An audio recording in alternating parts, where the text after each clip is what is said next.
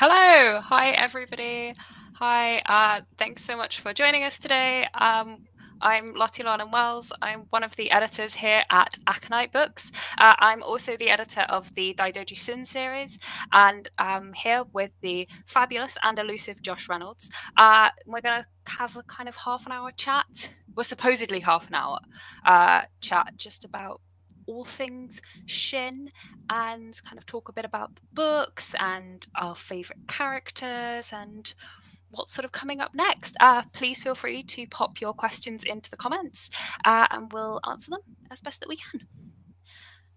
Hello, Josh. Hi, how are you doing? I am good. How are you today? I am fine. I am working on a Okay. thing we can't talk about. So, A secret thing. a secret thing. A secret thing. We will get to the secret thing. Not that we can talk about the secret thing, but No, we can't talk about the secret thing. for like dramatic effect, we can. Really, I shouldn't have mentioned it at all. No, we must know. never mention the secret things. No. No. So it's quite common knowledge in the Aconite office that I am a massive fan of Daidoji Shin. I will kind of give everybody a small lecture if they ask about him. But I think like probably the best place to start is if we go like back a couple of years when we kind of first approached you about writing for Aconite and for Legend of the Five Rings, and you pitched Daidoji Shin to us. I guess like the first question or place to start is, where did Daidoji Shin come from? What part of your brain did he emerge from with his fan and his detective skills? Well, really, it was because I figured nobody else would do something like that. When I looked at Legend of the Five Rings, I kind of figured if somebody was pitching a novel for it, they're gonna focus on the magic and the samurai and the elements that you see in all the pictures and the images. And I was kind of thinking, well, wouldn't it be kind of neat to just do somebody who doesn't deal with any of that whatsoever? And that's kind of where it started. And it was just kind of like, I just want somebody who's not going to deal with magic and is not going to get into a sword fight and is just going to spend an entire book annoying people. So, I mean, which he does. He does also get into sword fights when he doesn't have Kasami to do it for him. Yeah, but I mean, he doesn't ever really get into a protracted sword fight. It's not it's sort of a last resort sort of thing. Yeah. It's a very sort of like, oh, if I really have to, if nobody else is going to defend me, if somebody is actually really going to attempt to kill me, then maybe I will do something about it. Yeah, possibly, maybe, if I could be bothered. Yeah, if I can't annoy them into leaving me alone beforehand. Yeah, pretty much. Yeah, it's mainly I've always kind of wanted to write one of those golden age gentleman detectives. Your Peter Wimseys, your Albert Campions. Too high rank for anybody to kick out of their house, and not quite high rank enough that they couldn't get away with slumming it for a little bit. And that's kind of where it was. It was like, oh, here's an opportunity to do this thing I've been wanting to do for a long time, and they look like they're going to pay me for it. All right, well, let's go for it then. See, I just remember when you pitched it to me, it just sounded like such a fun idea. And I think that's one of the things that works so well about Shin is that he is high enough ranking that he can just kind of swan casually into everybody's houses and casually insult them in the politest way possible, and then walk out again. But, he is also, I guess, low rank enough that, it's not the winter court or anything. He's and because of the person he is, he has sort of slightly been shipped off to this backwater, I guess. Sorry to do the Richrog, to kind of not be a disgrace to his family. It's just like, we'll just go and sit in the corner. We just don't want to talk about you for a while. Yeah, don't do anything to embarrass us. Yeah. And he says, okay, and then starts investigating murders. Well, what else is he meant to do with his time? Yeah. I know, Gotta have a hobby.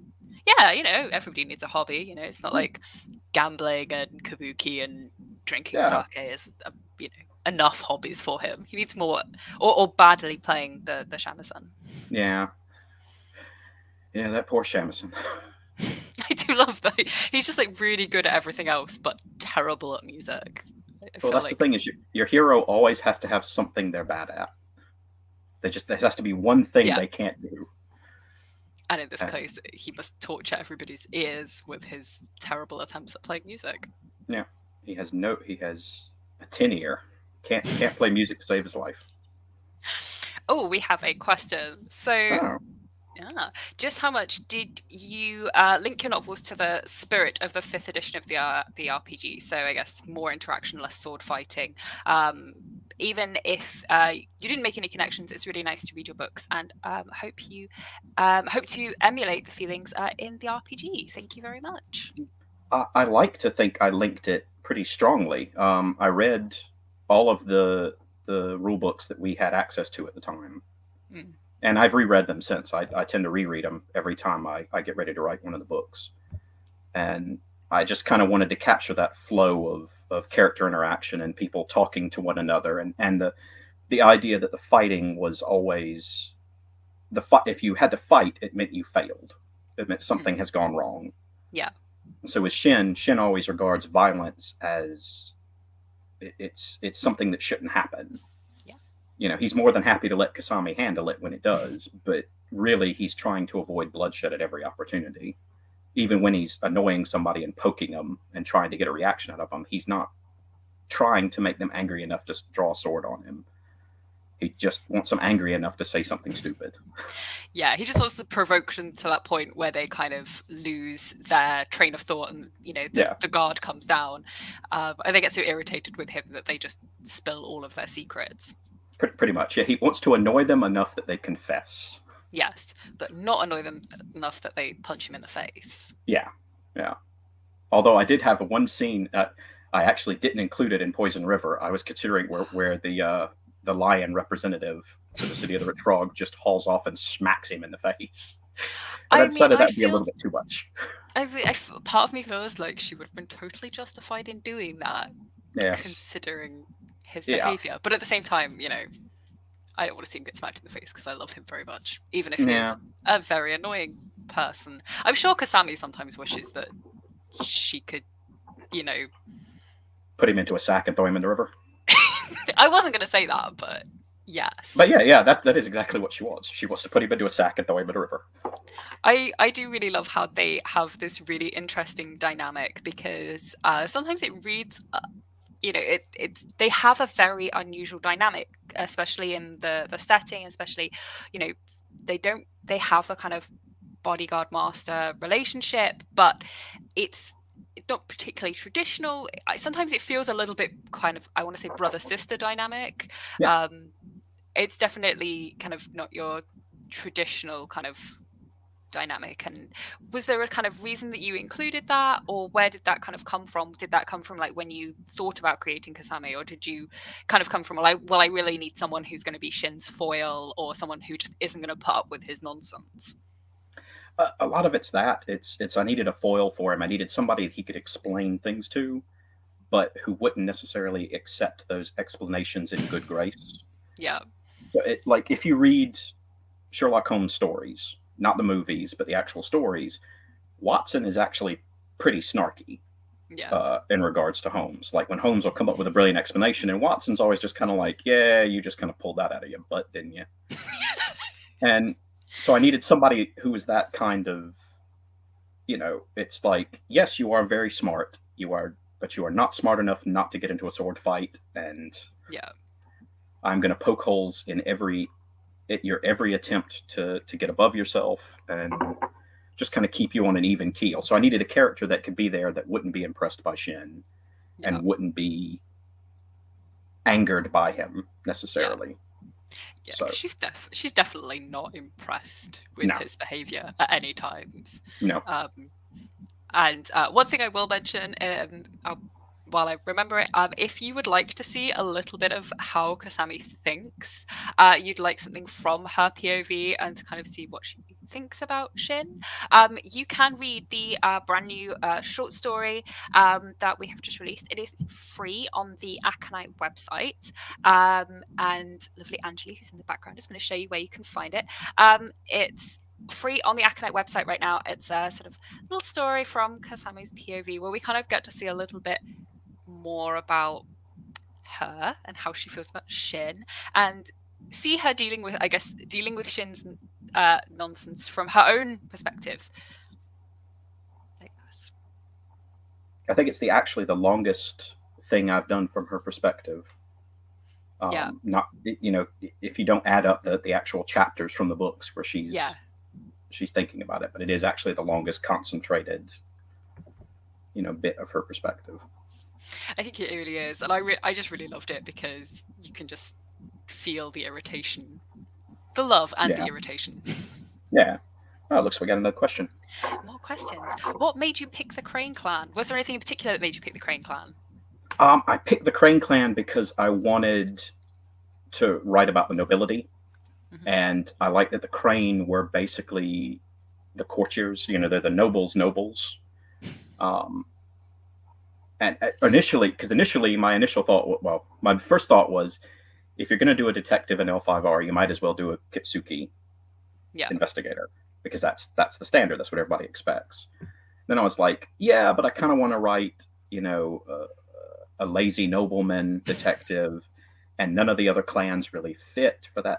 You know, I thought about making him a scorpion initially because I like the idea of the masks and nobody trusting him. And I was like, no, I want to make him a crane because they've got the whole, you know, nobility and the money, and you know, he's someone who could just toss money around and make cutting comments about people, and it's kind of expected. You know, redecorate their houses when he turns up for dinner. Yes, which he does do in both books, actually. He does, yes. I do love how in Death's Kiss he does just turn up to Batu's house with his own flags and decorations. Yep. So he isn't, you know, Daidoji Shin, detective, nobleman, interior decorator. Yeah. Everything that you need. He is multifaceted. Yeah. And has many talents. But playing music is not one of them. No.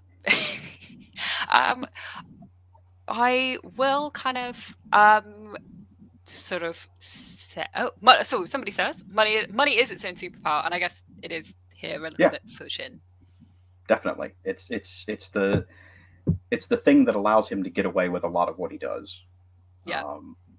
But you know, rather than investing that money wisely into utility belts and special cars, he instead invests it into terrible paintings and books of poetry.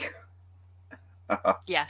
And then, obviously paying people off and buying information and all kinds of stuff. So, and I do really like how we have started to get a little, I guess, that kind of cozy mystery found family kind of thing, because we have Kasami, but we also have Kitano, who is obviously motivated largely by fear and money. Yeah. But also, and in Death's Kiss, we sort of start to see that kind of expanding again with more characters. Yeah. I just kind of like the idea of adding new characters with every book, so that you as you add characters, you add the backstories for those characters, which means you have more potential for exploring those backstories. Like we have Captain Lun from the first book, from Poison River. Yes. You know, the one-eyed former pirate. I love her.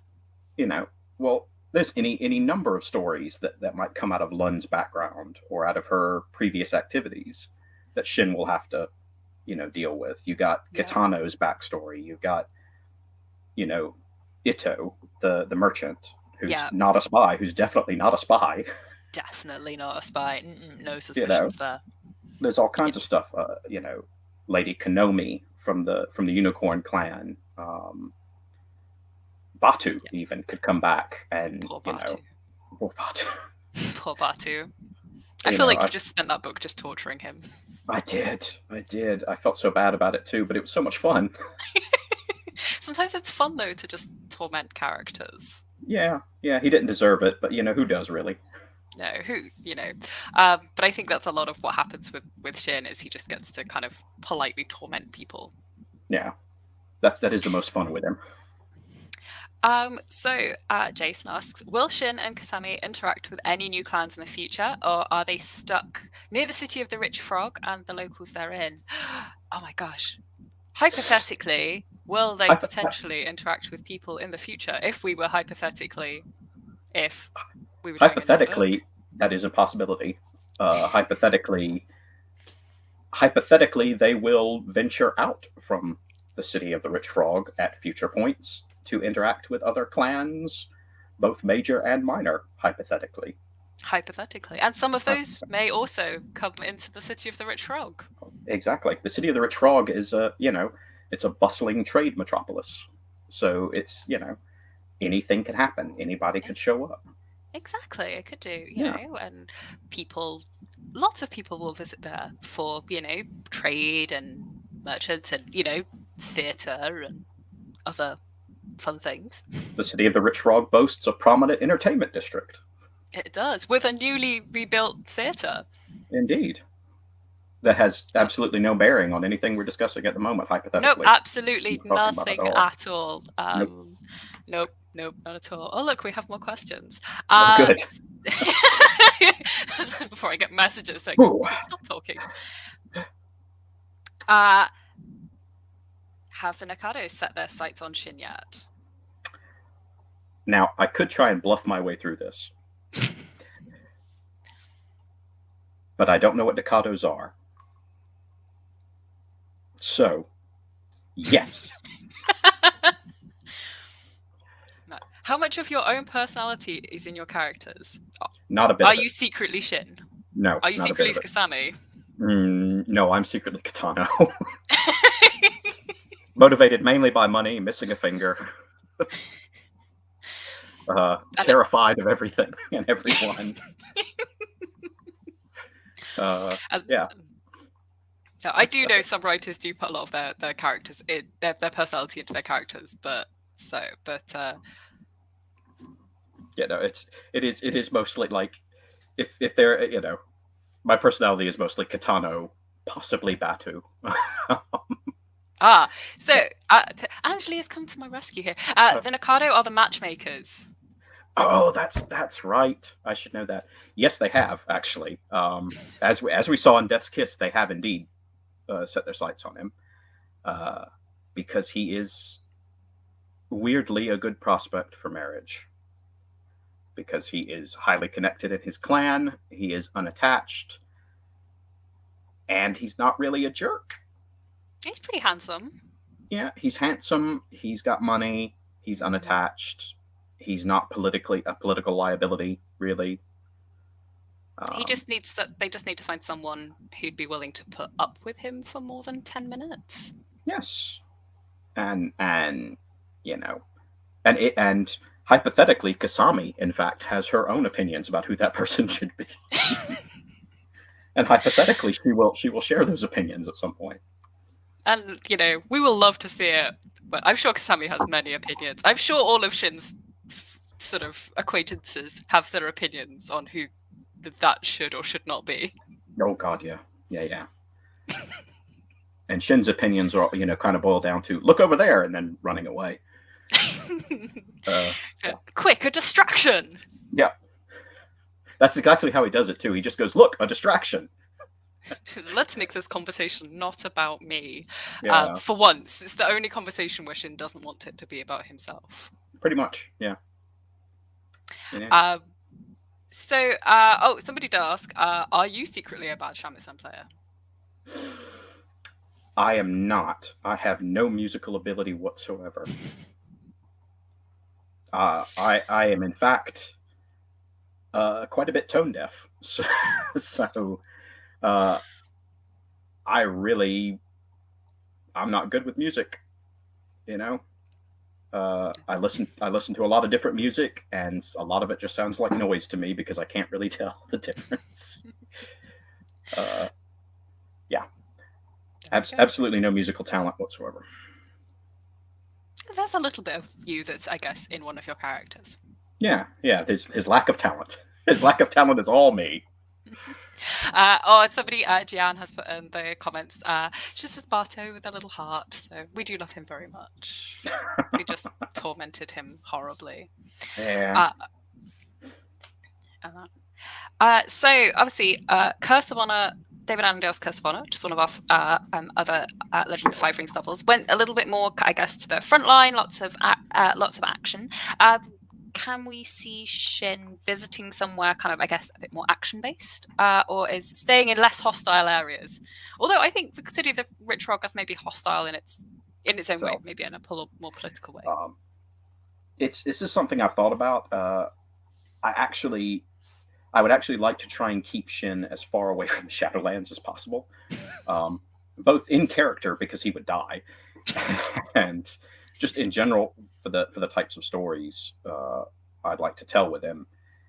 I don't really want him to get mixed up in the magic stuff. It's kind of like you put Sherlock Holmes. You may have Sherlock Holmes fight Dracula. It's cool one time, but then it just opens up a lot of questions. Yeah, because and I kind of just don't want Shin having to deal with things that can't be solved by him making a quick comment and figuring out that somebody poisoned someone with contact paper or something. I don't want him having to go, yes, this teapot is clearly possessed by a raccoon spirit, because that's outside of his responsibilities. Yeah, no, totally. So were there any movies or shows that you watched to help inspire you for either book? Well, I mean, mostly detective stuff. I watched a lot of 1940s. Watched a lot of 1940s screwball comedies and mysteries. The Thin Man movies, obviously. Nick and Nora Charles were a big influence, just on my writing in general. Yeah. I also watched, stuff like, the Campion TV series with that guy who was in Doctor Who once or twice. Oh yeah. Yeah. Sherlock Holmes, obviously, but like David Suchet as Poirot. Oh yeah. Just for that kind of feel of, somebody barging into people's houses and accusing them of murder. But yeah. I basically just detective shows. Your basic BBC mystery series. A lot of it was drawn from books. A lot of Dorothy Sayers, Donna Leon, stuff like that. Yeah. So, yeah. The influences. I wear the influences on my sleeve. Yeah, they are there, and I really love how Shin kind of embraces all kind of loads of detective, I guess, tropes and history and all of that kind of wonderful goodness, and it's hypothetically lots of potential inspiration and places to go and explore in the future. Oh yeah, I've got plenty of ideas. Like Shin uncovers a murder at a festival, at a bake sale. Shin goes to the Rokugani equivalent of Las Vegas. See, now I'm just thinking like the Rokugani equivalent of the Village Fate or something. Yeah, exactly. And it's creme de la crime. Someone's poisoned boysenberry pie. Although we've done poison already, so. Yeah, but you got to be able to go back to the well. You gotta. Yeah, this is true. There's a lot of poisons. This is true. This is true. And technically, in the first book, no one actually gets poisoned. Spoiler alert. Yeah, this is true. If you haven't, nobody does actually get poisoned. And I know how we have discussed lots of potential hypothetical ideas for the future. So if you are watching this and you do enjoy Shin and Kasami, please do go and keep reading all of the Shin books, because then we get to make more of them. Yes. And then you get to watch Josh and I, or bring our ridiculous discussions to life. Mm-hmm. And that's really what you want. Yeah. Yeah. You want more of this. You do. Yeah. You just want more Shin and Kasami goodness, and we want more of the found family and the City of the Rich Frog, and to go out and to see him interact with lots more wonderful and interesting people from across Rokugan. Oh yeah, definitely. And And get that- into all sorts of trouble. Exactly. He hasn't got into nearly enough trouble yet. There is a lot more trouble that needs Shin's attention. Oh god, yeah. There's so much more. Or So that much he needs to trouble. cause. Yeah, that too. It's often one and the same, really. Because I guess so. I think we can kind of hypothetically, if hypothetically you were writing another one that isn't a bake sale story, which that would be really fun. Hypothetically, what would a third installment of the Daidoji Shin series, what would it look like? Hypothetically. Hypothetically. What I would you like weren't to do, vague tweeting about something. Yeah, I'm not. I don't vague tweet. Who vague tweets? Nobody vague tweets. That's not a thing people do. You made that word up. You made that word up. It's not a real word. I've heard it from other people. I'm not even on Twitter. Somebody else writes your tweets for you. Exactly. It's a computer algorithm. That's a thing, isn't it? You're really just a bot. That's basically what you are. I'm a self-aware bot. Yeah. Hypothetically, to answer your question, excuse me, it would probably build on some of the background elements from the first two books. Hypothetically, because I really like to do a story that is more of a whodunit than we have done so far. So I'd like to have a story that takes place in a enclosed environment that nobody can leave, where there are multiple red herrings, and somebody dies very publicly. Hypothetically. Hypothetically, but I'm not. So, But if you were, that would be very, very fun, because we haven't done as you said, we haven't done a whodunit yet, and we've not had a very public murder. No. Well, I mean, realistically, we haven't actually seen a murder in either of the two books. The murders don't actually happen on stage. They don't. So this would be the first time, if hypothetically, this would be the first time that Shin is around for a murder. Yes. So it's less like a, hard-bitten political crime series and more like Murder, She Wrote. Yes. Which is really what I've been striving for the entire time is Murder, She Wrote. I just wanted. I feel like we'll spend. Oh, look! Somebody says, "I feel like we'll spend some time in the theater soon." What theater? There's no theater in the books. No. I don't know what books you've been reading. Don't be ridiculous. We can neither confirm nor deny the existence of a theater or any story that might take place there. In fact, if there's a third book, it takes place on a houseboat. So, whatever. But if you are interested in seeing hopefully more from the Daidoji Shin series, then please do keep your eye out over the next couple of months. Do you know something I don't? I don't know. No, nothing. No. You need to talk to the bot that writes your tweets. Yeah. What's this? So they find the backstories of the very interesting people that we've already met. And there's a certain kabuki actor that somebody has suspicions about. Jian has suspicions about. Was that kabuki in the book? I don't remember. Well, there is.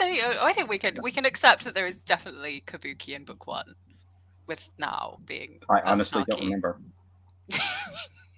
I don't remember. Is a secret. I don't remember my books after I've written them. They're just gone. I just forget them. I just nah. I don't know. Maybe, possibly. Hypothetically, anything is possible. And that's how we get bake sale episodes. Yeah, exactly. So somebody has asked if there is a possibility we get a crossover with Ryatora and Second from Mary Brennan's Night Parade. I adore Ryatora and Second. They're very, very adorable. So if you would like another awesome, adorable mystery that isn't in the Daidoji Shin series, that is a little bit more magical, go and read Night Parade of 100 Demons. I agree, but I also have to say, why would you want to do that to Marie? Why would you want to inflict Daidoji Shin on her characters? I mean, I don't know how well they'd cope with him. I don't know how anybody else would cope with him. Nobody would do well. No. That's an awful fate to wish on any character. He's just an adorable walking disaster, and we love him. Yeah, just no. That's sad. He would just make things so much more difficult for everyone. See, this is why we can't take Shin anywhere nice, because he'd just make everything so much more difficult for everybody. Yeah. And he'd have a wonderful time doing it. He would.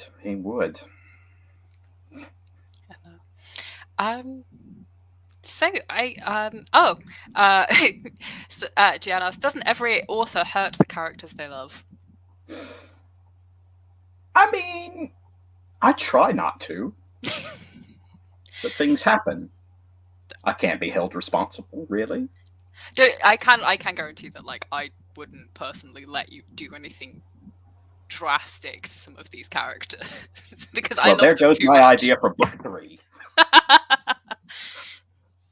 Thanks a lot, Lottie. I'm so mean. I am a mean and horrible editor who will not let you murder some of your characters. Fine, book 3, the death of Daidoji Shin is cancelled.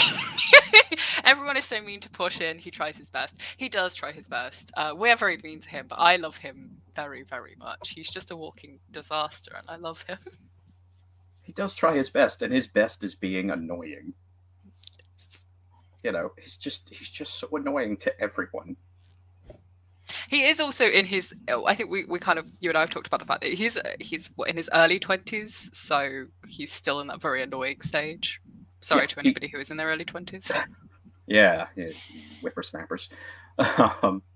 Yeah, he is in that early. You know, he's in his early to mid 20s, and he's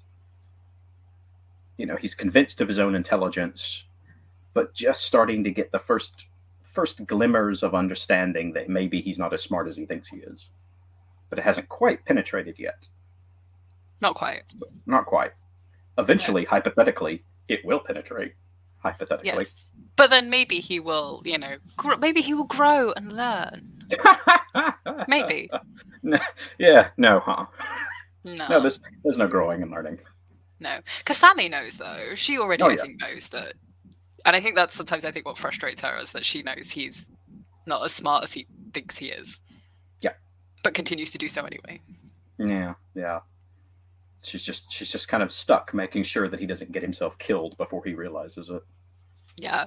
And I think do you think she has, like, some sort of fondness for him, but in the kind of, like, sibling-esque manner of, like, I can be mean to you, but nobody else can really be too mean to you? Oh, definitely. Otherwise, she'd have let him get himself killed by now.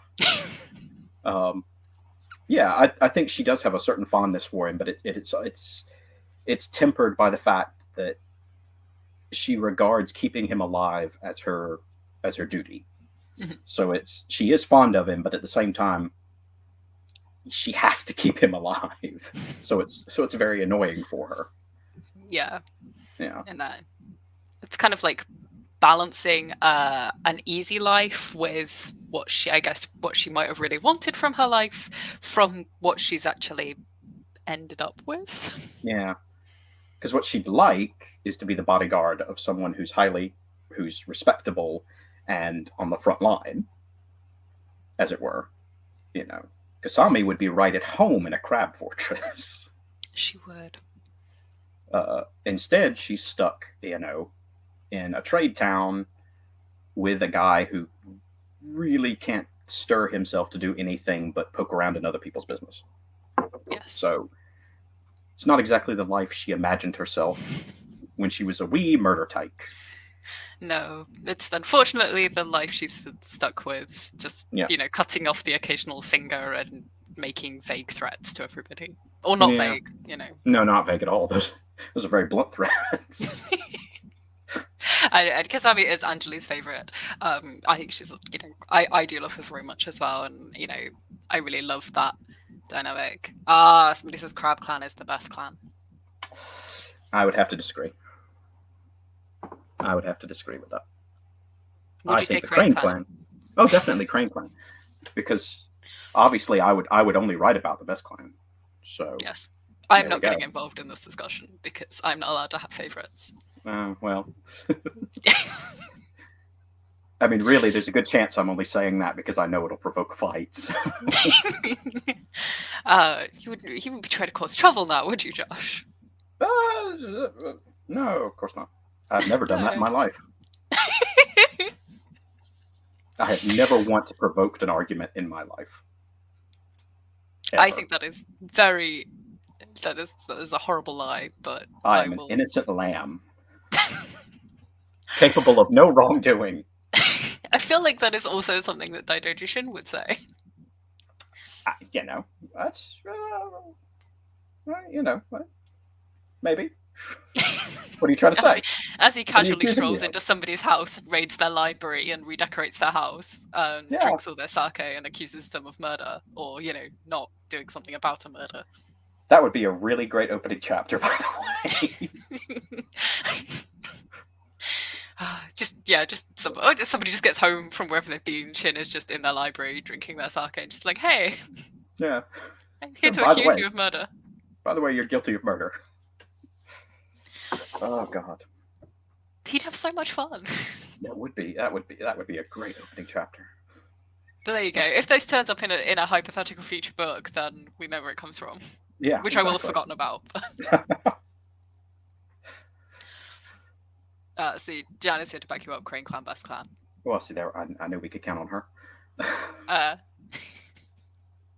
You can have a duel. I mean, if you want to have a fist fight in the parking lot about it, we can. That's my idea of a duel. I feel like there is some potential for some really fun duels in Rokugan as well. Not just like sword fighting, or but duels of words. And I do really like that we have done kind of a little bit of word duels before. Yeah. Well, I mean that's where Shin excels, isn't it?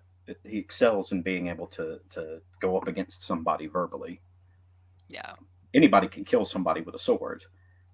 To deliver a cutting witticism that, cripples a man's sense of self-worth. That is true skill. That is a true samurai. This is true. This is what Shin excels at as well. Yeah. All said while casually and gracefully, behind a fan, and you're not actually sure whether you've just been eviscerated or it was a compliment, or both. Yeah. Lovely color to your intestines. They would look lovely on my floor. Yeah. They go so well with the curtains. This is, if anybody is wondering, by the way, this is largely how Josh and I's interactions tend to go. Yeah. See, somebody says, word Shin Shin entering a sedan contest, such as a word battle where two people take turns degrading, cutting down a piece of art while inferring things about each other. Hypothetically, I have never considered adding that to a book at all. Hypothetically, it would not be in the third book. Hypothetically, if I were writing a third book, which I'm not. Nothing like that. Hypothetically, you haven't told me anything hypothetically about that, which I may or may not have hypothetically insisted upon. Hypothetically, who even are we? Who is anyone? Sartre once said. I like settings that present options for dialogue combat. Haven't played many systems like it, and I guess the L5R system it presents a lot of opportunities for that in fiction and in the game as well. Yeah, that's true. It was one of the things that most attracted me to the setting. Really, was the idea that you weren't just going to go kill some monsters for gold. but we're instead going to have to talk to people and deal with them as actual people. Yes. That is not to say that I do not enjoy killing monsters for gold. It is fun. In the game. In a game, I hesitate to add, just in case anyone was listening. Anyone questions that. I've never bashed a gnome on the head for money. Not in my real life. I don't care what you've heard. We'll kill monsters for gold secretly. It's true. That is what editors and writers do all day. We find the books at the bottom of the dungeons. It's like Darkest Dungeon, except, the soul-shaking horror at the end is the completed manuscript. Yes. And the sort of mini bosses are commas and semicolons, dashes. Yes. God, I hate dashes. It's grammar. Grammar is the main enemy here. Yeah. And plot holes. Grammar was the enemy that was inside us all the time. It's the true villain of this piece. It is. Has anybody else got any final questions? Because as predicted, this has not been a half an hour chat. No. This has been over 40 minutes of Josh and I rambling about how much we love Shin, or me rambling about how much I love Shin. Hypothetically rambling. I'm never going to be able to use that word seriously again. Hypothetically, I was never able to use it seriously to begin with. But I think if anybody else got any questions, please do pop them in the chat. I will just double check in case there are any more.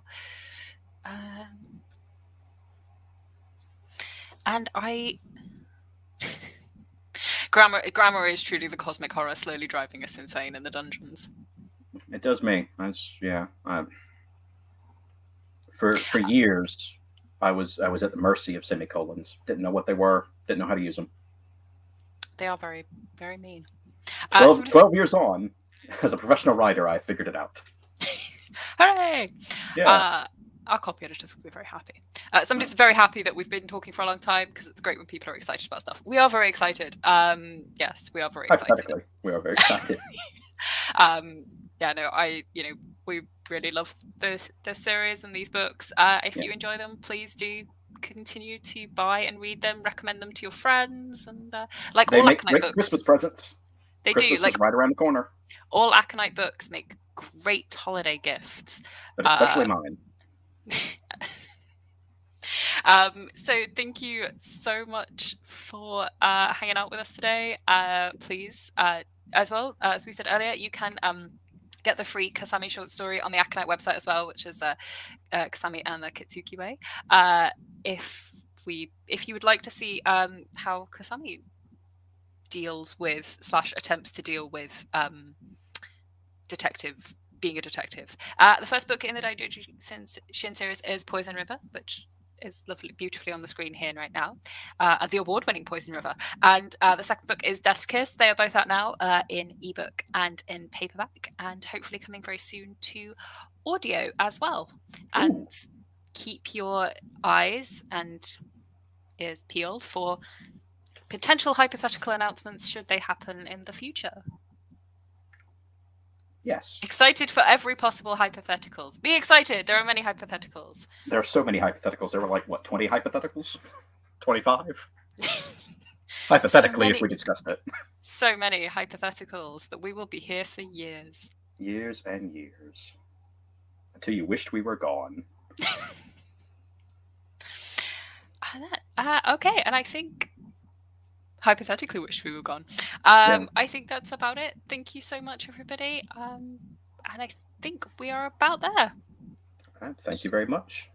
Thank you.